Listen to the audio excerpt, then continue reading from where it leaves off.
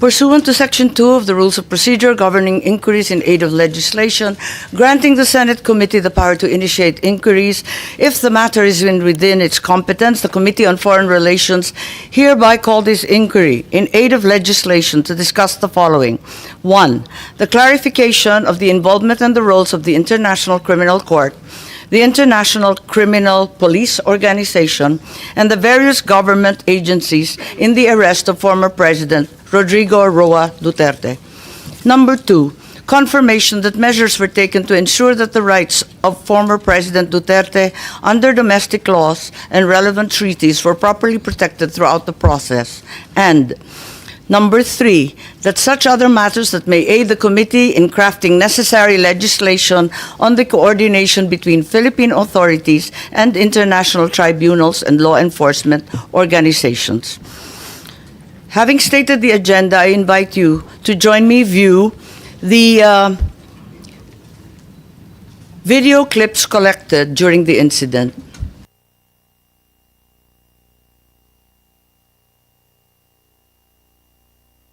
Morning, roll po. Ano pong, sir, give me anong plano lang.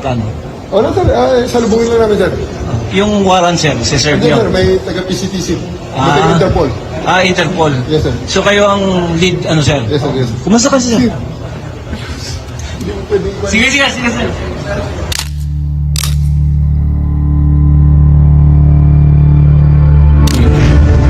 Warrant. So, you will just have to pay. Kung hindi ako papayag, kung kakampi ka dyan sa mga puti, you better go back to them and have the legal... I am a citizen of this country, a former president, and you show me a piece of paper and you're asking me to go with you. That is a serious illegal detention. Former President Rodrigo Duterte cries out illegal detention at Villamor Air Base after he was served an arrest warrant from the International Criminal Court. The former president was arrested upon his arrival at the Ninoy Aquino International Airport on Tuesday, March 11. Duterte's arrest came amid a case before the International Criminal Court for alleged crimes against humanity during his administration's war on drugs. For and against you in the court of law. And I want to ask you sir if you understand these rights. Of course, coming from you, it's very clear. Now that you were asking sir for the basis of the warrant, the ICC had issued a warrant pursuant to Article 25(3)(a) of the statute for crimes against humanity and pursuant to Article 7(1)(a) of the same statute for murder, sir. Buhay ko zero. Buhay ko zero. Generally speaking, sana nakaprepare po kami, hindi na namin ang mga gamot na kailangan. Sir, this is a police operation. Ganito naman sir, ulitin natin ulit sir ha. Sandali muna. Square one. Are you saying I place the former president under arrest? Daniel, matanda pa. The issue sir is for you to choose 3 people to accompany here. May bus dyan. And you will take it. For the highway, charter flight. Chartered flight from... So we need to bring in our president. Sir, we need to know please information where you are bringing Wala sa pay grade ko yun. Sabihin nyo kung saan siya dalahin. Hardware. Just invoke Article 59. Bakit hindi yan magawa-gawa? Sorry, you will That's for precisely the point that I'm saying. That's precisely Bawal the right to counsel is something that has to be observed and Huwag respected. kayong umawa. Kailan na kayong pakialam sa mga yan? Saan mo ano yung lawyer? Saan mo ano yung lawyer? Huwag mo hawakan yung lawyer. Huwag mo hawakan.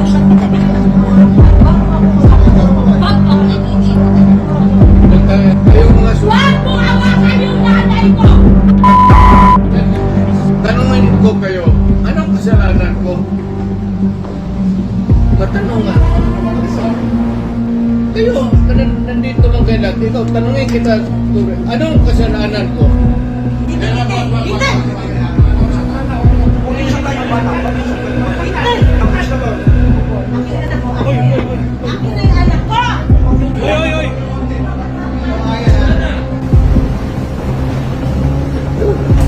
Hihilain ko yan. Hihilain ko yan. Ako maniwala ka, hihilain ko yan. Takot ako manas. Pero hihilain ko yan. Is that our intention? You have to kill me to bring me to Hague. Is that our intention? Ang anak mo pupunta dito. Yes, sir. Hindi pa pasukin yun. Hindi ninyo, ikaw, Yes, sir. hindi mo Upon my orders. sinipili mo pinapatok. Yes, sir. Upon my orders, sir. Ang sabi ko, ang abogado ko, ang anak ko na babae, They can visit you at your detention center, sir. Hindi nila ako pinapapasok dito sa airbase. Nakiusap ako kung pwedeng makausap ko personal si former President Rodrigo Duterte para mabigyan ko siya ng instructions and then makabigay din siya ng instructions sa si General Marbil daw ang in charge ng buong Villamor Military Airbase ngayon. Saan ka ba naman nakahanap ng military airbase na chief PNP ang in charge at siya ang nagsasabi kung sino ang pwedeng pumasok at hindi pumasok. But you are the second highest official dito sa ating bansa. Pero parang pamumulitika pa ito sa tingin niyo? Alright, oo. Very much pamumulitika ito. Kahit ang ibang bansa nagsalita na.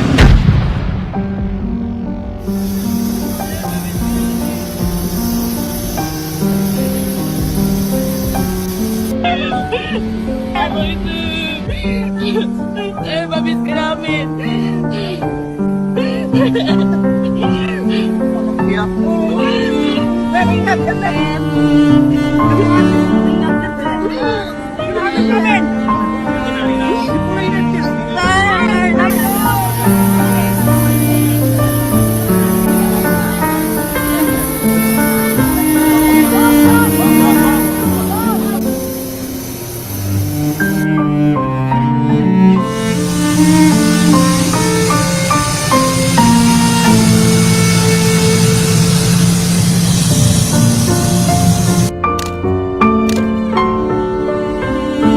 Ikaw ho ba nagplano ng lahat ng ito? Hindi naman. It was a group effort.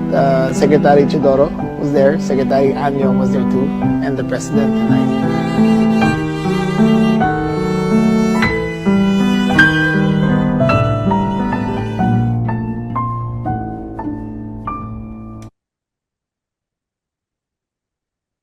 Maraming salamat.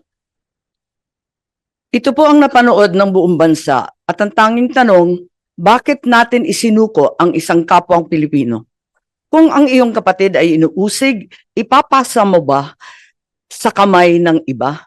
Kung ang iyong ama o di kaya ang iyong lolo pa, matanda na at may sakit, kinakaladkad palabas ng inyong tahanan, manunood ka ba na parang wala lang? Ganito ang nangyari ngayon.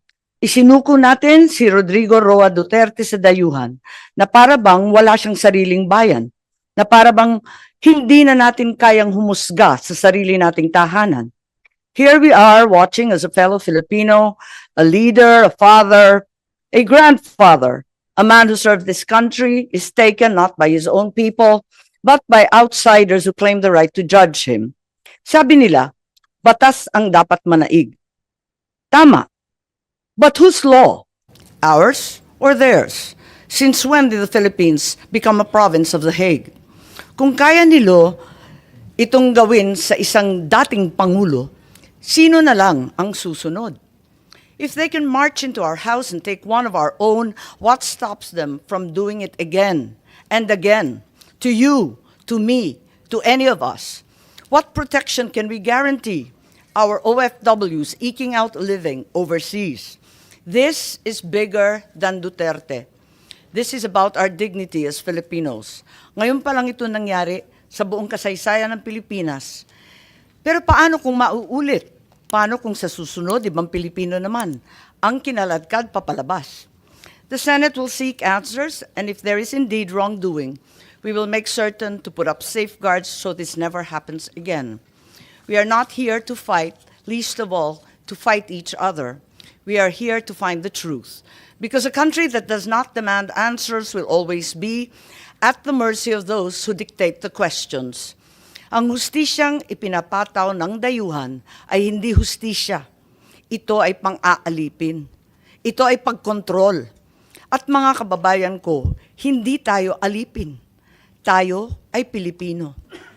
At kung Pilipino ka, hindi mo kailanman isusuko ang iyong kapwang Pilipino. Hindi mo isusuko ang iyong pagiging Pilipino.